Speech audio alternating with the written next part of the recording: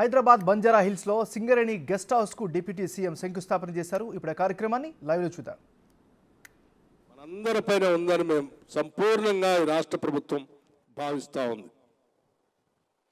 అందుకే సింగరేణికి సంబంధించినటువంటి బొగ్గు బావుల్లో కొన్ని మూసివేస్తూ రాబోయే రోజుల్లో బొగ్గు కొరత ఉత్పన్నమవుతున్నటువంటి పరిస్థితిని దృష్టిలో పెట్టుకొని కేంద్ర ప్రభుత్వానికి సంబంధించిన బొగ్గు శాఖ మంత్రులతో మాట్లాడి చాలా సంవత్సరాల నుంచి పెండింగ్ ఉన్నటువంటి తాడిచెర్ల 2 సంబంధించిన బొగ్గు కానీ త్వరగా ప్రయర్ అప్రూవల్ కేంద్ర ప్రభుత్వం నుంచి ఇవ్వాలని చెప్పి వారు ప్రత్యేకంగా కలిసి విజ్ఞప్తి చేయటం,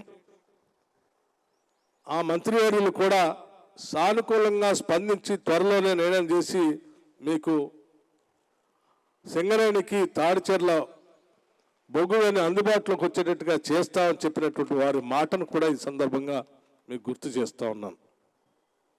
అట్లాగే నైనికి సంబంధించిన బొగ్గు కానీ సంబంధించిన అడ్డంకులు, పర్యావరణ సంబంధించిన అడ్డంకులు సంబంధించి కూడా వారితో మాట్లాడినప్పుడు ఆ రాష్ట్రానికి సంబంధించిన ముఖ్యమంత్రి గారితో కూడా వారు ప్రత్యేకంగా మాట్లాడి తగు నిర్ణయం జరిగేటట్టుగా చేస్తామని చెప్పి తెలంగాణ రాష్ట్రానికి వారు హామీ ఇచ్చారు. అలాగే రాబోయే రోజుల్లో గోదావరి పరివాహ ప్రాంతంలో ఉన్నటువంటి బొగ్గు గనులే కాకుండా మిగతా ప్రాంతాల్లో కూడా బొగ్గు గనుల్లో పెద్ద ఎత్తున తెలంగాణకి సింగరేణికి అందుబాటులోకి వచ్చేటట్టుగా మీరు సానుకూలంగా స్పందించాలని చెప్పినప్పుడు వారు కూడా ప్రత్యేకంగా స్పందించి ముందుకు పోయేటువంటి కార్యక్రమంలో హామీ ఇవ్వటం జరిగింది. నిజంగా సింగరేణిని కాపాడుకోవాలన్నటువంటి ఆలోచన మా ముందున్నటువంటి అందరి లక్ష్యం. ఈరోజు ఈ రాష్ట్ర ఉప ముఖ్యమంత్రిగా సింగరేణి సంబంధించి ఎనర్జీ శాఖను చూడటం అనేది నాకు కలిసి వచ్చిన అదృష్టంగా, భగవంతుడు ఇచ్చిన వరంగా నేను భావిస్తూ ఉన్నాను. ఎందుకంటే గత ప్రభుత్వం తెలంగాణ రాష్ట్రం కొట్లాడి తెచ్చుకున్నటువంటి సందర్భంలో ఆనాడు సింగరేణి కార్మికులకు వారు ఇచ్చినటువంటి హామీలు కానీ, లేకపోతే ఈ రాష్ట్రంలో ఉన్నటువంటి నిరుద్యోగ యువకులు ఉద్యోగ అవకాశాలు కల్పిస్తా అని చెప్పినటువంటి మాట కానీ నిలబెట్టుకోకుండా ఉన్న ఉద్యోగాలు కూడా కోల్పోయేటట్టుగా సింగరేణికి సంబంధించినటువంటి నిర్ణయాలు జరుగుతున్నటువంటి పరిస్థితుల్లో ఆనాటి కాంగ్రెస్ పార్టీగా మేము పెద్ద ఎత్తున ప్రభుత్వం పైన పోరాటం చేశాం. చేయటమే కాదు, ఇదే మార్చి నెలలో ఆదిలాబాద్ బోత్ శాసనసభ నియోజకవర్గం నుంచి ఖమ్మం వరకు ఆనాడు సిఎల్పి లీడర్గా, ప్రతిపక్ష నాయకుడిగా కాంగ్రెస్ పార్టీ ఆదేశాల మేరకు పాదయాత్ర చేసి మార్గ మధ్యంలో అనేక ప్రాంతాల్లో బొగ్గుగల్లో పనిచేస్తున్నటువంటి వేలాది మంది కార్మిక సోదరులను కలవటం జరిగింది. ఓపెన్ కాస్ట్ మైన్స్లోకి నడుచుకుంటూ వెళ్ళటం కూడా జరిగింది.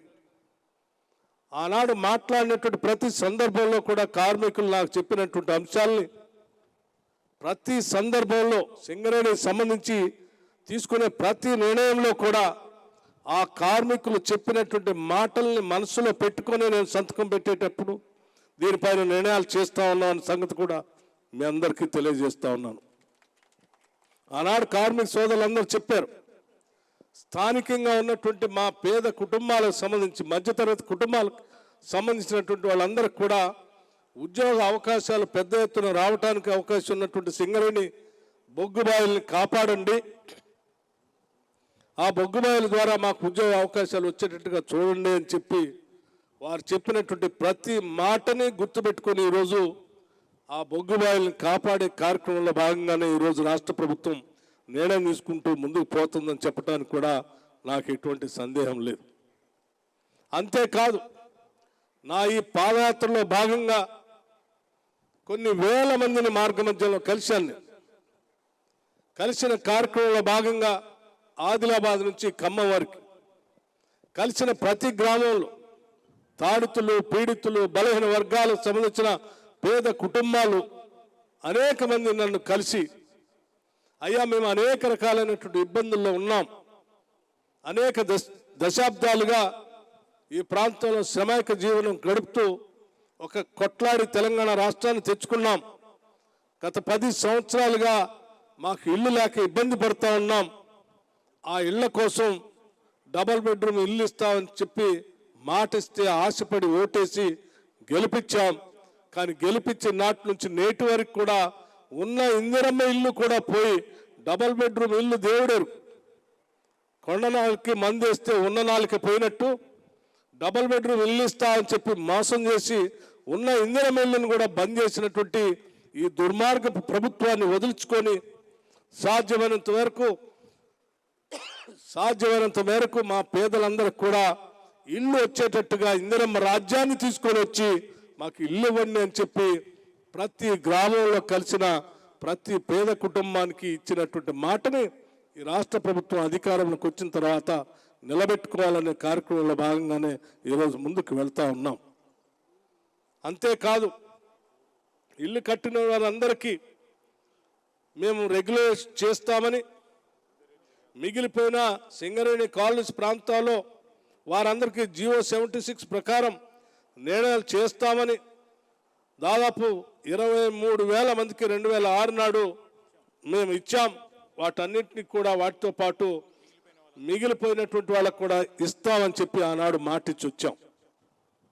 ఇవన్నీ కూడా ఆనాడు ఆషామాషిగా ఏదో రాజకీయాల కోసం చెప్పినటువంటి మాటలు కాదు.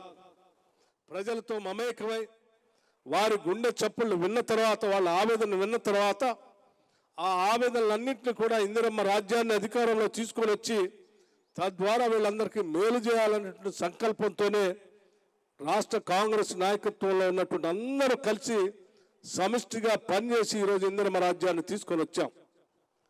తీసుకొచ్చినటువంటి ఇందిరమ్మ రాజ్యం ఈరోజు ప్రజల కోసం ఆలోచన చేస్తా ఉంది.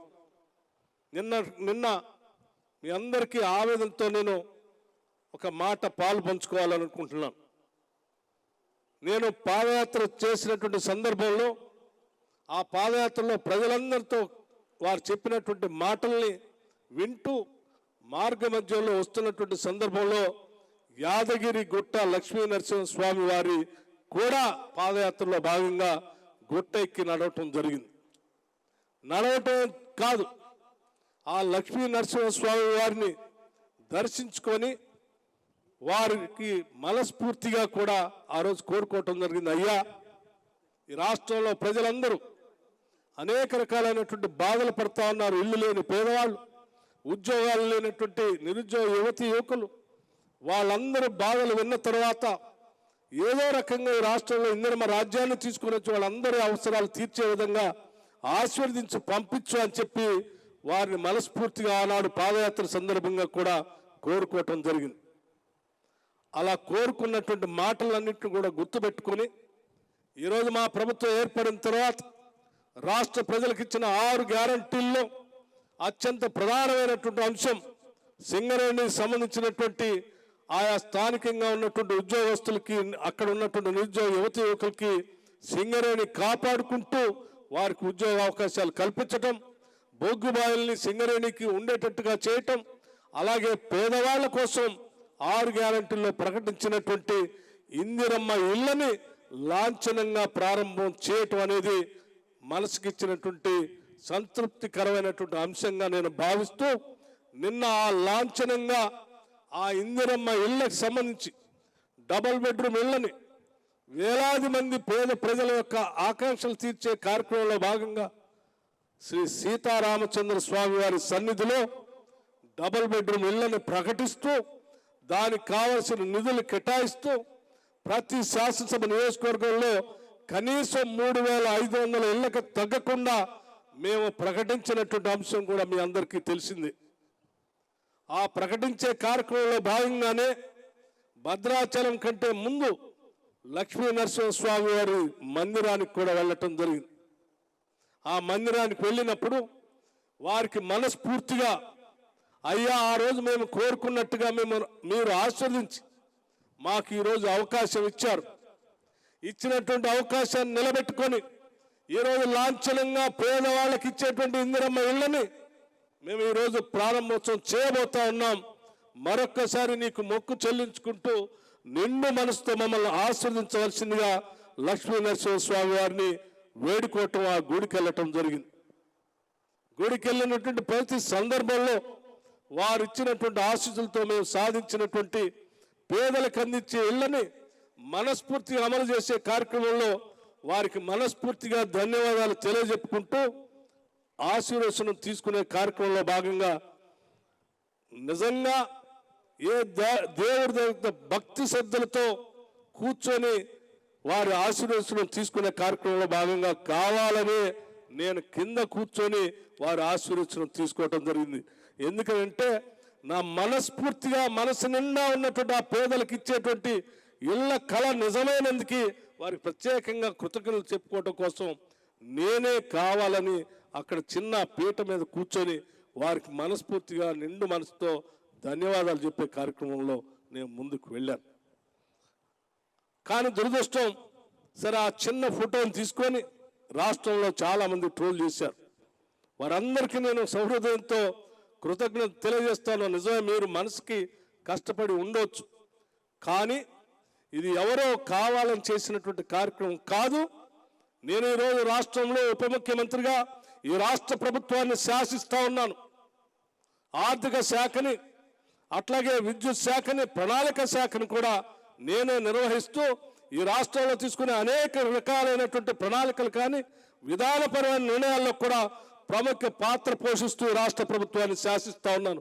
నేను ఎవరికో తల వంచేవాడిని కాదు, ఎవరో పక్కన కూర్చోబెట్టేవాడిని అంతకంటే కాదు, ఆత్మగౌరవం చంపుకునేవాడిని కాదు, ఎవరికి కూడా ఆత్మగౌరవం కిందికి తీసుకొచ్చే కార్యక్రమం కూడా చేసేవాడిని కాదు.